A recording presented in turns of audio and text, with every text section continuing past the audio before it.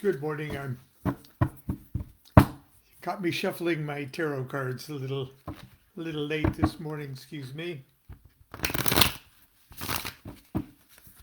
I have tarot readings to do a little later this morning, and I always take. I have this ritual where I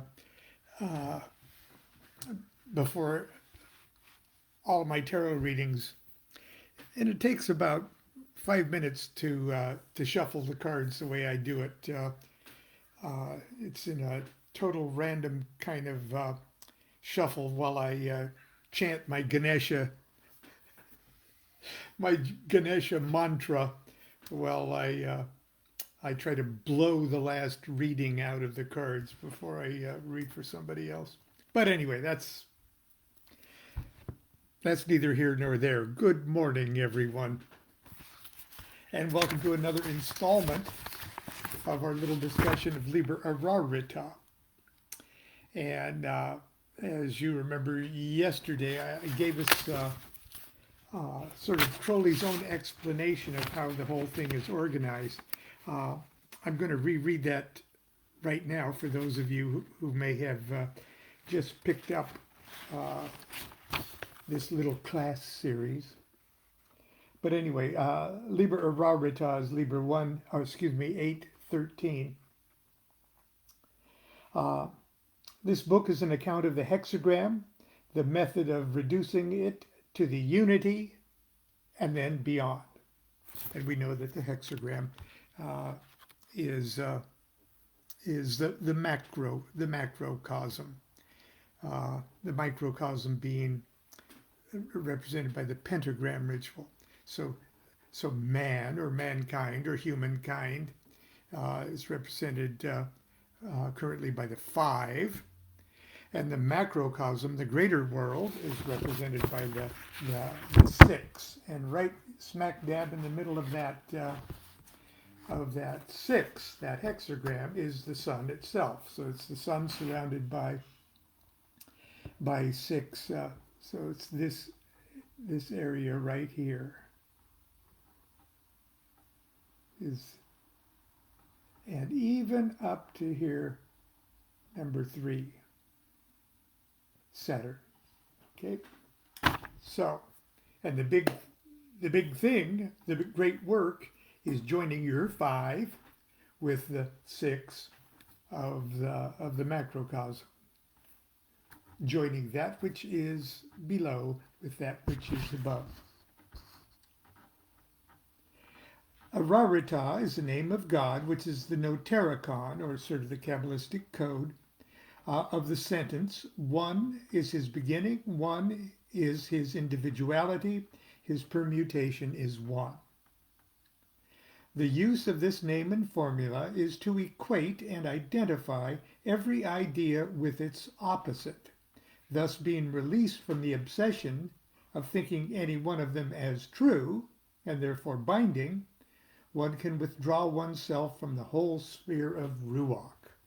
Okay, and the sphere of Ruach, if we were to project that on the tree of life, is also the macrocosm. So by equating any idea with its opposite until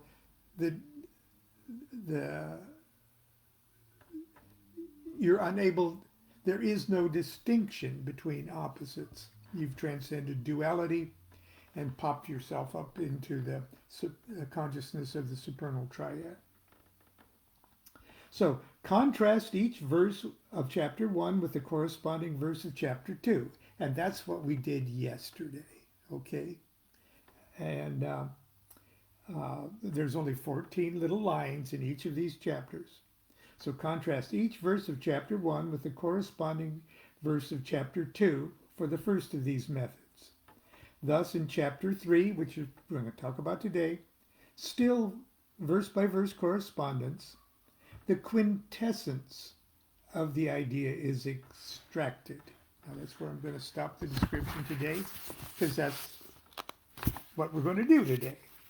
Now yesterday, we read little chapter 1 and chapter 2, and we could see how they contrasted each other. The chapter 1 was just the upright, straightforward idea.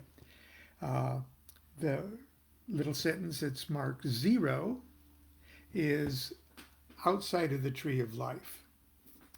And then it goes 1 through 10, and that would be 1 for each of the Sephira on the tree of life. And so and then number 11, you blend together the 5 and the 6 for an epiphany, and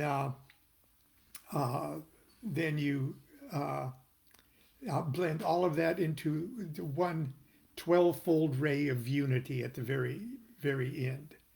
So there's technically 13 numbered verses in each of the 7 chapters, and each of them preceded by a 0. So here's how it goes. Number 0 in number 1 was, "O my God, one is thy beginning,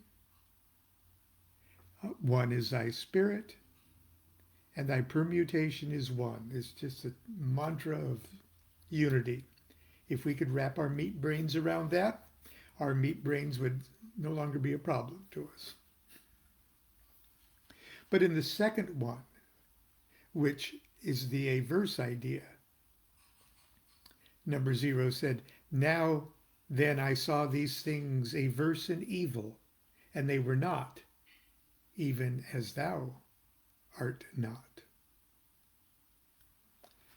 But now in the third, which is the quintessence of these two, once we've equated each of number 1 with each of number 2's,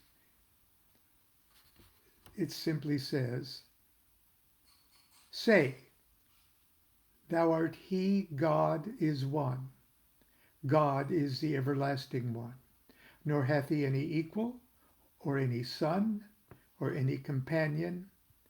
Nothing can stand before his face." It's the English version of Asura. Okay. Number 1 of number 1 was, "Let me extol thy perfections before men." But number 1 in number 2 was, "I saw twin heads." That unity was split. 2 qliphonic demons. "I saw the twin heads that ever battle against one another, so that all their thought is a confusion. I saw thee in these." So let me extol thy perfections.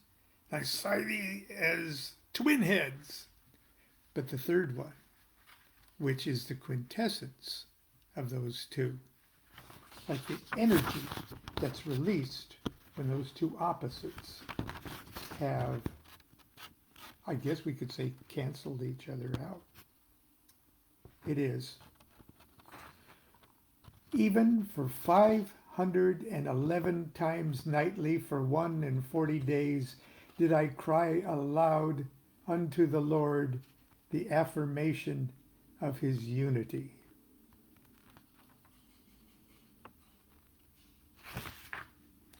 Number 2, that'd be number 2 on the tree of life for number 1, was, "In the image of a 6-fold star that flameth across the vault of inane, let me reveal thy perfections."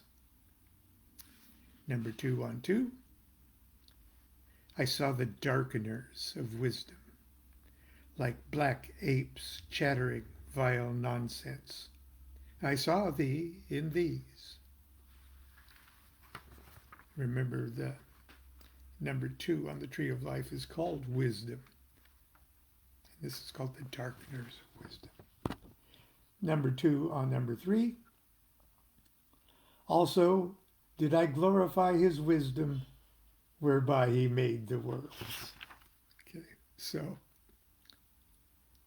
In the image of a sixfold star that flameth across the vault of thee name, let me reveal thy perfections. Oh, I saw thee as the darkeners of wisdom, like black apes chattering vile nonsense. I saw thee in these. Also did I glorify his wisdom, whereby he made the worlds. Okay, now it starts to make a little more sense to us because we're getting into the planetary spheres with number 3 in all 3 of these chapters. So number 3, Bina, for number 1 was, thou hast appeared unto me as an aged God, a venerable God, the Lord of time bearing a sharp sickle. Obviously Saturn. But number 3 here is, I saw the devouring mothers of hell that eat up their children. Remember, Saturn ate his own children. O ye that are without understanding, I saw thee in these. Now, the quintessence of those 2 are, yea, I praised him for his intelligible essence, whereby the universe became light.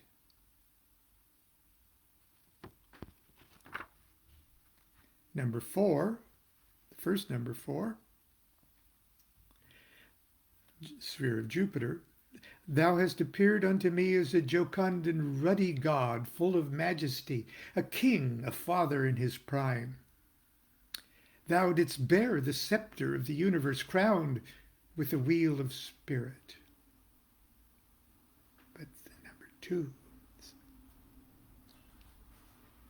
I saw the merciless and the unmajestic like harpies tearing their food. I saw thee in these. And the quintessence of both those number 4s are, I did thank him for his manifold mercy. I did worship his magnificence and majesty. Number 5, the sphere of Mars, the first one was, thou hast appeared unto me with sword and spear, a warrior God in flaming armor among thine horsemen. Number 2, number 5 of number 2, I saw the burning ones, giants like volcanoes, belching out the black vomit of fire and smoke in their fury. I saw thee in these. Third number 5 is, I trembled before his might. First number 6, thou hast appeared to me as a young and brilliant God, mercurial here, as a young and brilliant God, a God of music and beauty, even as a young God in his strength, playing upon his lyre.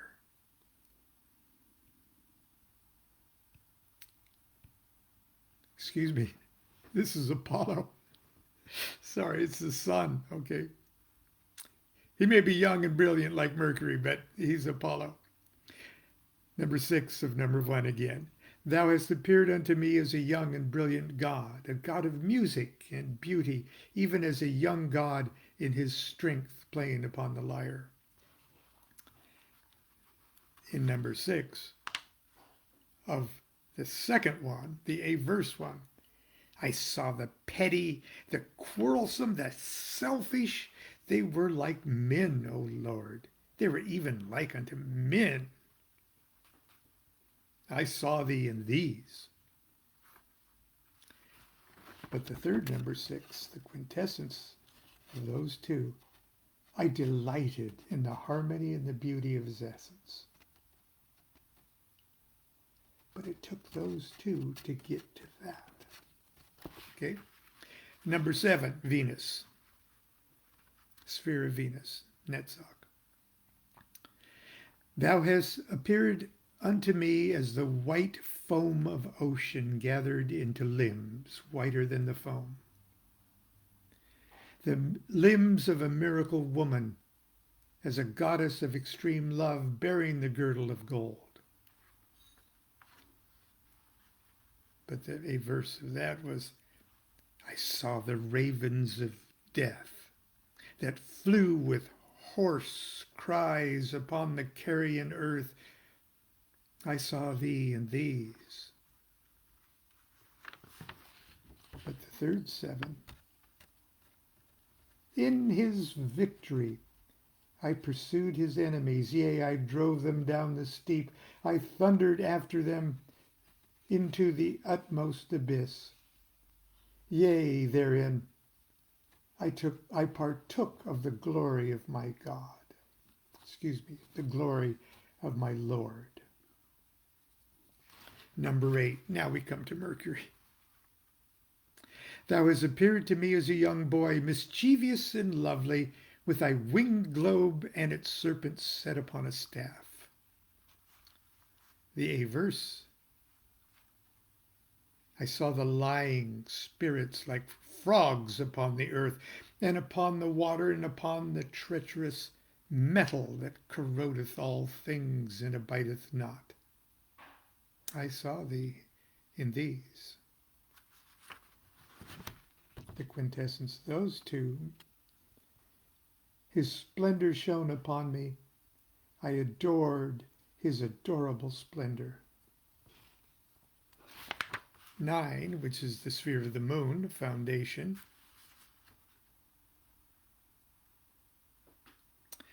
Thou hast appeared to me as a huntress among thy dogs, as a goddess virginal chaste, as a moon among the faded oaks of the woods of years.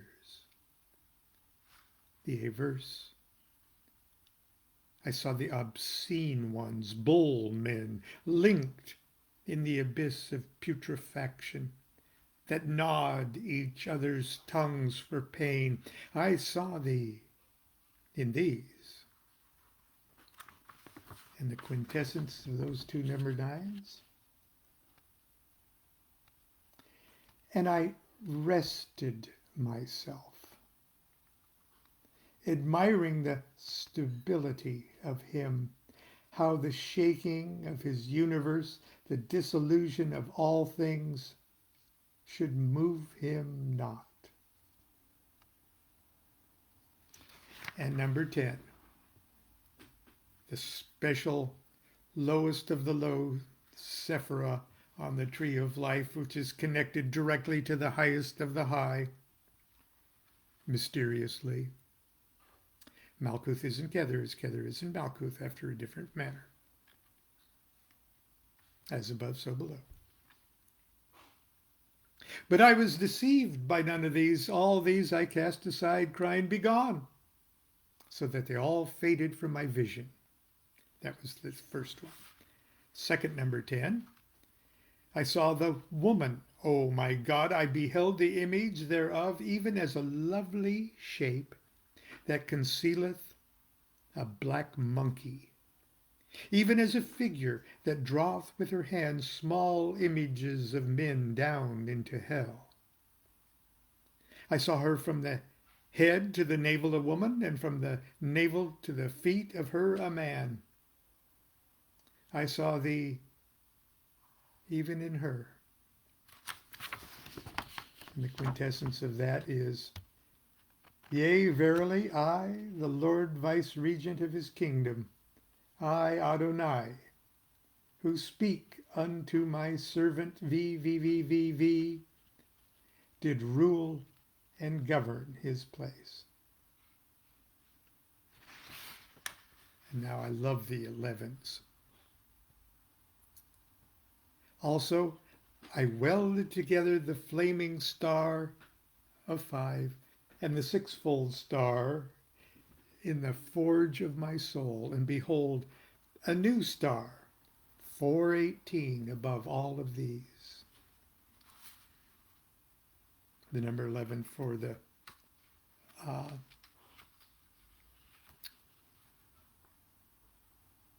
for mine is the keyword to the closed palace of 418, and mine the reins of the chariot of the sphinxes black and white. And the quintessence of that? Yet also did I formulate the word of double power in the voice of the Master. even the word 418. And we believe that's abrahadabra. Number 12, the first one was, yet even so I was not deceived, for the crown hath 12 rays. Second one, for I expanded it into my subtlety into the 12 rays of the crown. And number 3 was, and all these things deceive me not, for I expanded them by my subtlety into the 12 rays of the crown. And the first number 13, and the second number 13, and the third number 13 all say, and these 12 rays are one. So just a review of what number 3 was. This is the quintessence of putting number 1, equating it with its opposite, number 2, and this is the quintessence. Number 3, the second A in Ararita. Say that he is God is one. Excuse me. Say that he, God, is one. I think that's cool. Kul huwa Allahu ahad. Say, cool. Say thou, excuse me. Say thou that he, God, is one. God is the everlasting one. Nor hath he any equal or son or any companion. Nothing shall stand before his face. Even for 511 times nightly, for 41 days did I cry aloud unto the Lord the affirmation of his unity.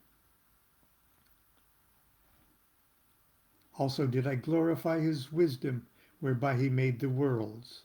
Yea, I praised him for his intelligible essence, whereby the universe became light. I did thank him for his manifold glory. I did worship his magnificence and majesty. I trembled before his might. I delighted in the harmony and beauty of his essence. In his victory I pursued his enemies. Yea, I drave them down the steep. I thundered after them unto the uttermost abyss. Yea, thereon I partook of the glory of my Lord. In his splendor shone upon me, his splendor shone upon me. I adored his adorable splendor. I rested myself admiringly in the stability of him, how the shaking of his universe, the dissolution of all things should move him not. Yea, verily, I, the Lord, vice-regent of his kingdom, I, Adonai, who speak unto my servant VVVVV, did rule and govern his palace. 11. Also did I formulate the word of double power in the voice of the master, even the word 418. And all these things deceive me not, for I expanded them by my subtlety into the 12 rays of the crown, and these 12 rays are one. Tomorrow we will plunge even more deeply and even more subtly, and I think probably a little shorter, more short tomorrow for Liber Ararita. Okay, I've got a day of tarot readings, and I've got to take Constance shopping a little later, so I got to get on with my day. But anyway, continue to be good to yourself. Be safe, everyone, please. Everyone who is being flooded out on the East Coast and people still recovering from the hurricane and everything else, please, our thoughts go with you. And the best magic juju we can send your way, we're sending your way.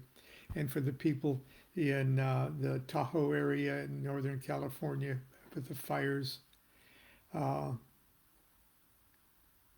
just know we're thinking about you. Anyway, continue to be good to yourself and be good to each other. Do what thou wilt shall be the whole of the law. Love is the law. Love under will.